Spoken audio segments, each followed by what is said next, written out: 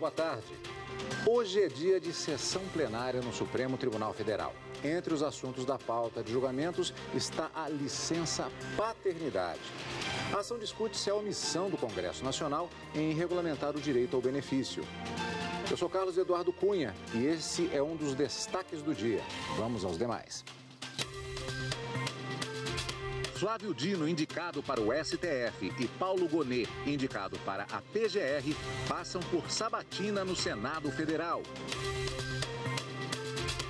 Conselho Nacional de Justiça amplia prazo de validade do Exame Nacional da Magistratura. E ainda, livro celebra 10 anos do ministro Luiz Roberto Barroso no Supremo Tribunal Federal.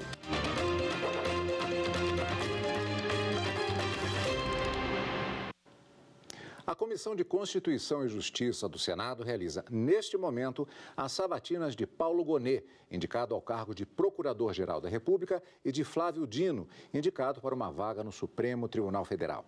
A repórter Evne Araújo acompanha a sessão e tem as informações. Boa tarde, Evne.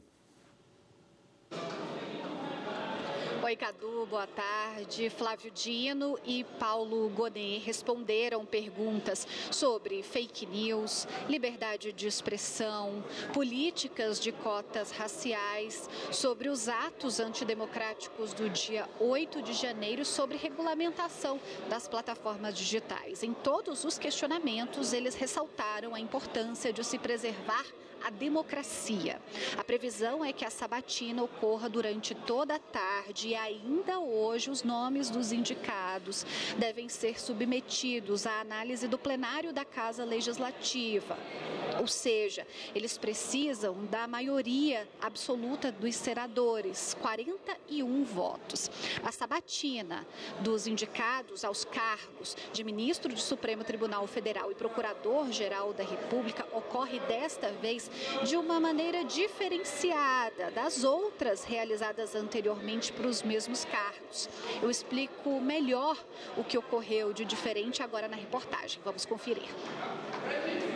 Flávio Dino e Paulo Gonet chegaram ao Senado Federal por volta das 9 horas da manhã, horário marcado para o início da sabatina na Comissão de Constituição e Justiça. Mas a sessão acabou começando com mais de 1 hora de atraso. Fugindo à tradição, os indicados ao Supremo Tribunal Federal e à Procuradoria-Geral da República foram sabatinados em sessão conjunta. O atraso no início dos trabalhos ocorreu exatamente por causa desse formato. Alguns senadores pediram que os questionamentos fossem feitos individualmente. A solicitação, no entanto, foi negada pelo presidente da CCJ, senador Davi Alcolumbre, alegando necessidade de acelerar os trabalhos da comissão por causa da proximidade do recesso parlamentar. Após a abertura da sessão, Paulo Gonet pôde apresentar o próprio currículo aos parlamentares. Ele destacou a experiência no Ministério Público. Como crédito para um juízo de confiança de Vossas Excelências, tenho a apresentar 36 anos de integrante do Ministério Público Federal, juntamente com os 4 anos e meio como assessor do ministro Francisco Rezec no Supremo Tribunal Federal, cumpridos desde 4 meses depois da minha formatura em ciência jurídica. Somos-se, portanto, mais de 4 décadas de intensa atuação em atividades jurídicas. Já Flávio Dino disse que se sente confortável como jurista e político para ser questionado sobre a competência para ocupar cadeira de ministro do STF. Ele defendeu o respeito à separação entre os poderes, lembrou que, como ex-governador, sabe da importância de se respeitar os atos administrativos, defendeu também a presunção de inocência e o respeito ao processo legal. Dino destacou a experiência que teve como integrante do Executivo, do Legislativo e do Judiciário. E o que eu ofereço a Vossas Excelências e à nossa nação? Ofereço a experiência de quem foi juiz federal por 12 anos. E não tem nenhuma mácula funcional e teve uma prática honesta na sua função. E a prática, a experiência de juiz federal ensina o valor fundamental da legitimação da função judicante, qual seja a imparcialidade. a equidistância em relação aos valores em conflito. Da experiência de deputado federal e senador, trago o respeito à função legislativa. Da experiência de governador e de ministro da Justiça, trago o respeito àqueles que têm a dura tarefa de concretizar os direitos, gerindo a escassez e, ao mesmo tempo, velar pela estabilidade institucional. Indicado ao Supremo Tribunal Federal para ocupar a vaga aberta com a aposentadoria da ministra Rosa Weber, Flávio Dino tem carreira no Poder Judiciário. É juiz federal, já atuou na advocacia e esteve à frente de associação de magistrados antes de ingressar na política em 2006. Senador eleito, desde o início do ano, Dino ocupa o cargo de ministro da Justiça e Segurança Pública. E a sabatina continua no momento lá no Senado Federal. E logo depois do Jornal da Justiça, retomaremos a transmissão ao vivo aqui na TV Justiça, portanto, com a sabatina dos dois possíveis ministros do Supremo Tribunal Federal e Procurador-Geral da República. E a seguir, Supremo Tribunal Federal deve retomar hoje o julgamento sobre a licença paternidade. Os detalhes em instantes.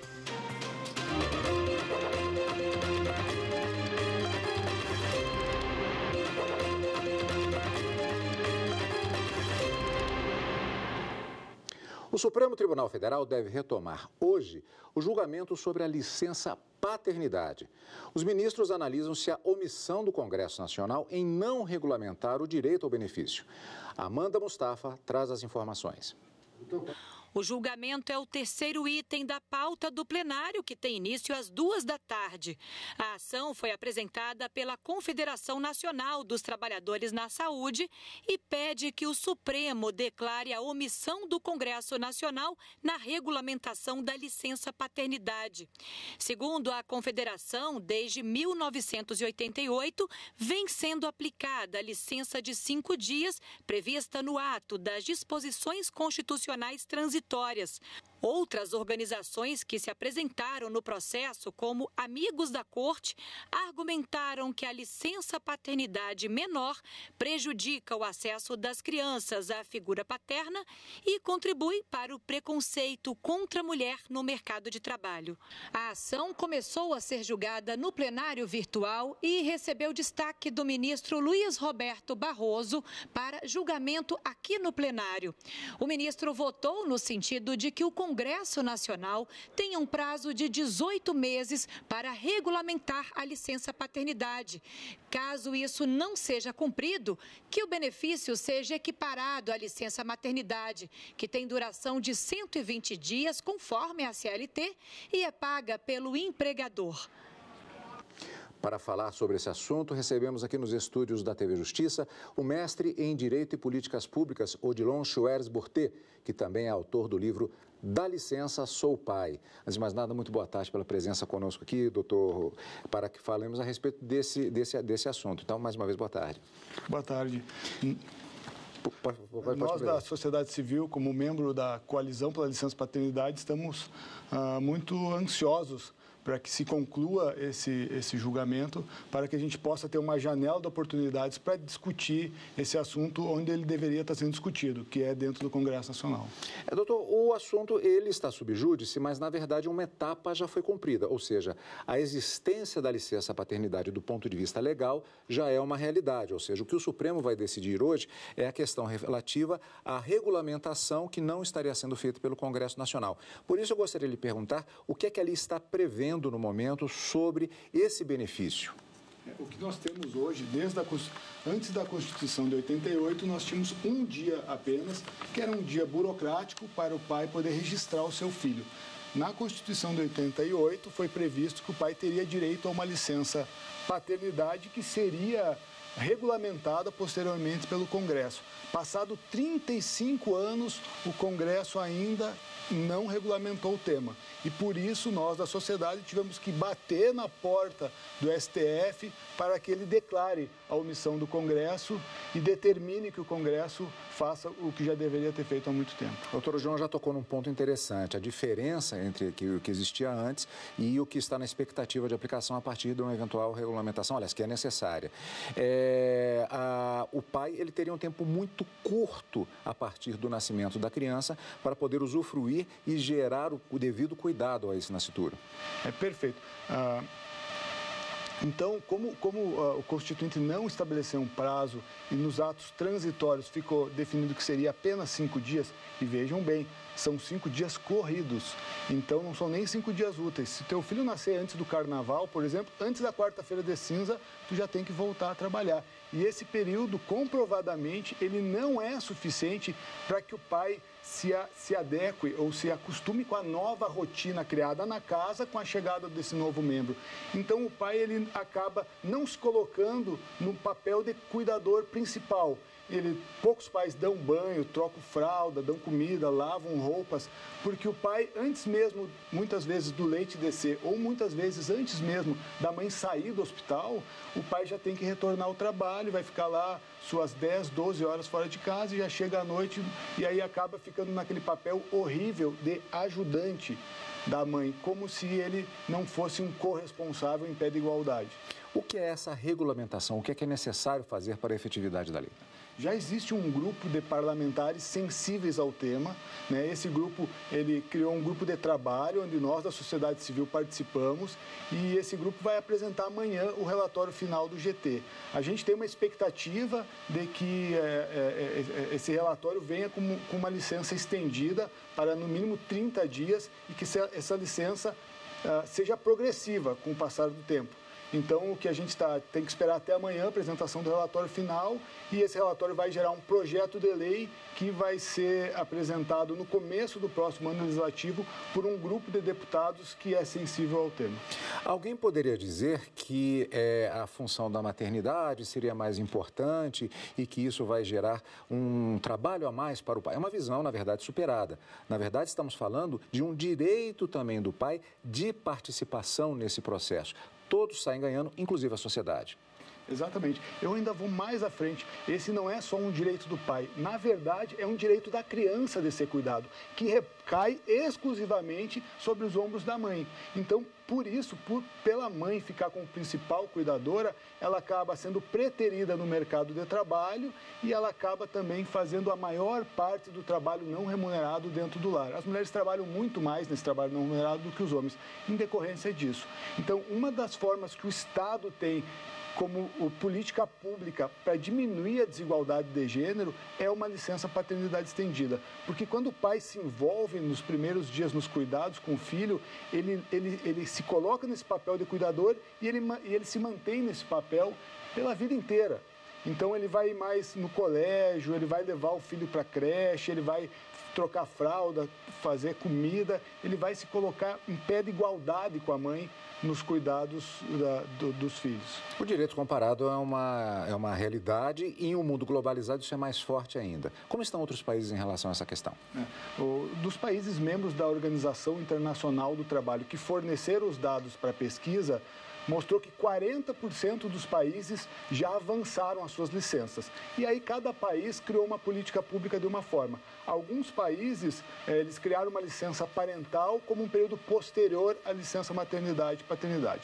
Outros países extinguiram as licenças maternidade e paternidade e criaram simplesmente uma licença parental, de gênero neutro, que o casal escolhe quem vai gozar e quando vai gozar da licença. E a Espanha, recentemente, foi a mais progressista e igualou as duas licenças. Hoje, na Espanha, tanto mãe quanto pai têm 120 dias.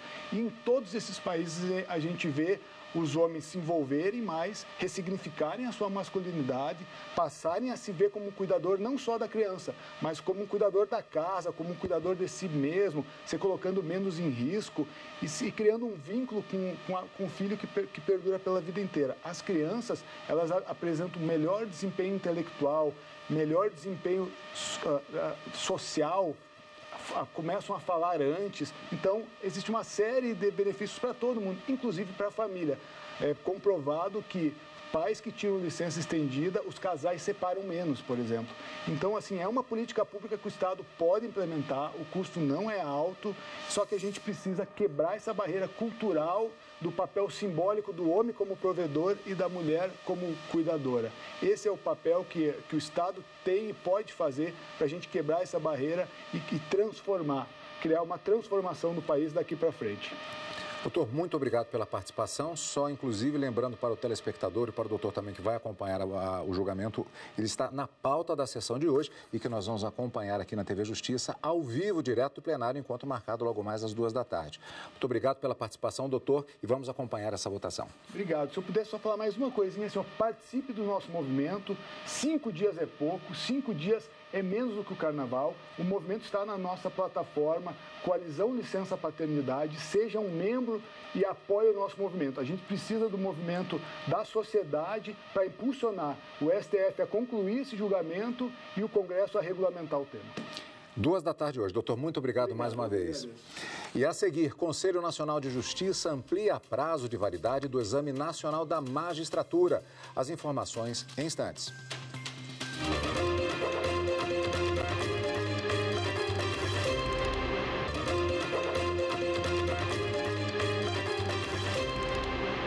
E o repórter Bruno Silveira também cobriu a aprovação do Conselho Nacional de Justiça da ampliação de 2 para 4 anos do prazo de validade do Exame Nacional da Magistratura, além de prever um número mínimo de questões de prova. A decisão tomada por unanimidade pelo plenário vai permitir a prorrogação do prazo por mais 2 anos de forma automática e apenas uma vez. Prorrogações além da estabelecida precisam ser aprovadas pelo CNJ após justificação fundamentada pela Escola Nacional de Formação e Aperfeiçoamento de Magistrados. Para o presidente do CNJ, ministro Luiz Roberto Barroso, a ampliação em mais 2 anos vai maximizar o proveito das aprovações e favorecer maior concorrência. Na ocasião, o plenário do CNJ também estabeleceu um número mínimo de questões no exame, com 50 itens por prova. As novas regras agora serão incorporadas à resolução que instituiu o Exame Nacional da Magistratura pelo Conselho Nacional de Justiça. O livro Semipresidencialismo no Brasil, de João Vitor Prasser, foi lançado ontem à noite no Supremo Tribunal Federal. A obra aborda características do regime político. A repórter Marta Ferreira acompanhou. O lançamento foi na Biblioteca do Supremo e contou com a presença de amigos e colegas do autor. O presidente do STF, ministro Luiz Roberto Barroso, e o decano da Corte, ministro Gilmar Mendes, prestigiaram o evento. Esta obra do João Vitor traz importantes subsídios para um estudo completo do sistema semipresidencialista e assim lança luzes sobre esse imprescindível debate. A adequação de mecanismos presidencialistas e parlamentaristas permitiria uma relação mais harmoniosa e amoldável às vicissitudes das instabilidades políticas que acometem o país. Contudo, tais premissas somente são válidas se concomitantemente todo o sistema político brasileiro acompanhar essa superação. O trabalho do João Vitor estuda as alternativas de outros países do mundo que adotaram o modelo semipresidencialista e levanta as dificuldades que nós teríamos para implantar o semipresidencialismo no Brasil, mas sem descartar a ideia que eu continuo achando que é uma possibilidade real para, em algum lugar do futuro, nós termos um sistema em que o presidente da República seja o fiador da estabilidade com um mandato, mas não seja o responsável pelo varejo da política.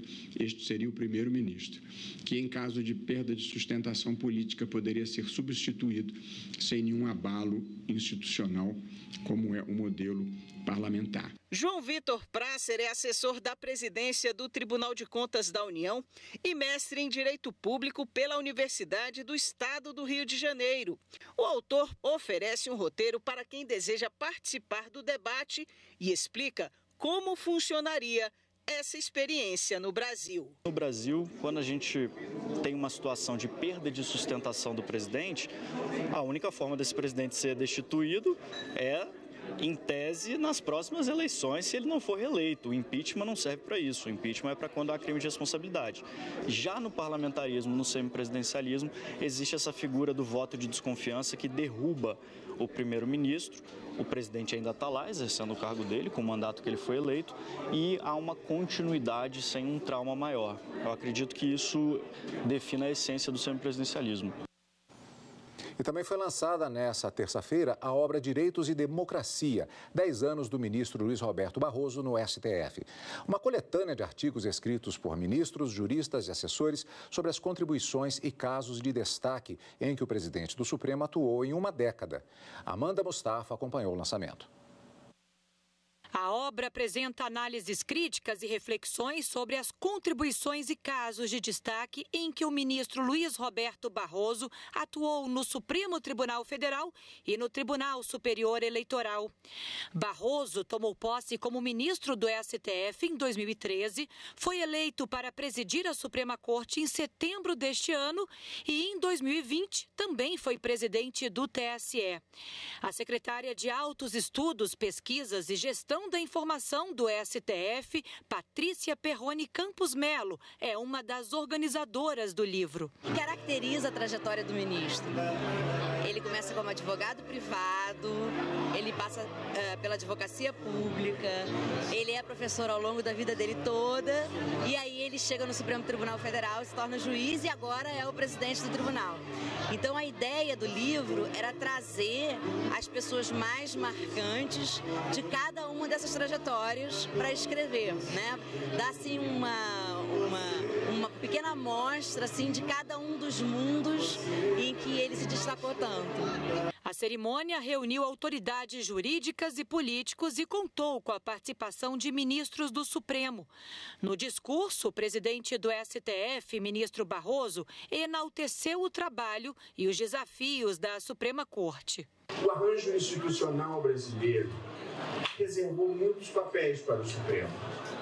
No Brasil, muitas questões que em outras partes do mundo são tratadas pela política, no caso brasileiro, são tratadas pelo Supremo Tribunal Federal. Não se pode medir o prestígio e a importância de um tribunal em pesquisa de opinião pública, porque cumprir bem o próprio papel do Supremo significa desagradar ou o governo, ou os contribuintes, ou os ambientalistas, ou as comunidades indígenas. Faz parte do nosso papel de julgar com independência e coragem moral, desagradar muitos segmentos da sociedade. Durante o evento, também foi divulgada a revista da AGU em homenagem aos 10 anos do ministro no STF. A revista acadêmica reúne artigos científicos e é publicada pela Escola Superior da Advocacia Geral da União. O Jornal da Justiça fica por aqui. Obrigado pela companhia. Fique agora com a transmissão das sabatinas no Senado Federal, de Paulo Gonet, indicado ao cargo de Procurador-Geral da República, e Flávio Dino, indicado para uma vaga no Supremo Tribunal Federal.